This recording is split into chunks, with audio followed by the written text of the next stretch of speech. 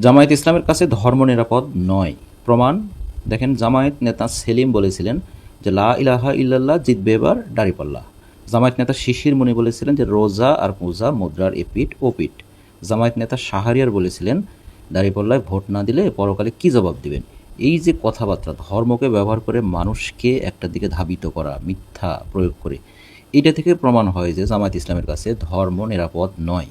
জামায়াত ইসলামের কাছে মহিলারা নিরাপদ নয়। কারণ দেখেন যে প্রথম অবস্থায় বছরে দুই একটা জামায়াত নেতার নারী কেলেঙ্কারি জানা গেলেও বর্তমানে মাস, সপ্তাহ, এমনকি দিনই অর্থাৎ প্রতিদিনই অন্তত ৩ জন জামায়াতের নেতারা নারী কেলেঙ্কারির সাথে জড়িত থাকার খবর মিডিয়াতে আসছে। এই দ্বারা প্রমাণিত হয় যে জামায়াত ইসলামের কাছে মহিলারাও নিরাপদ নয়, এবং তাদের এই কর্মকাণ্ড দ্বারা সমাজে এই ধরনের মেসেজ আমরা বুঝতে পারি যে আইয়ামে জাহেলিল যুগে যেমন মহিলাদেরকে ব্যবহার করা হতো ভোগ পণ্য হিসাবে, ঠিক এই যুগটাকে তারা রিকভারি করতে চাচ্ছে।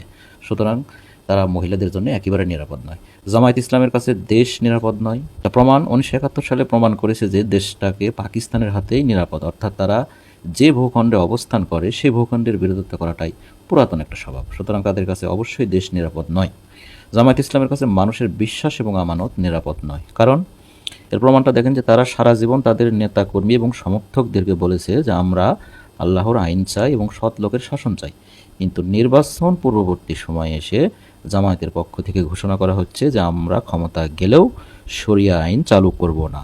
এই ধরনের আচরণ থেকে কি বোঝা যায় যে মানুষের বিশ্বাসকে তারা দাম দেয় না, অর্থাৎ মানুষের যে একটা বিশ্বাস, আমানত, এই আমানতের দাম তাদের কাছে নেই। এক ধরনের কথা বলে জনগণকে কাছে নেবে এবং কাছে নেওয়া শেষ হলে তারপর তাদের নিজের উদ্দেশ্যটা প্রয়োগ করবে। আর এই সকল ঘটনা থেকে প্রমাণ হয় যে জামায়াত ইসলামের কাছে মানুষের বিশ্বাস এবং আমানতের দাম নাই এবং নিরাপদ নয়।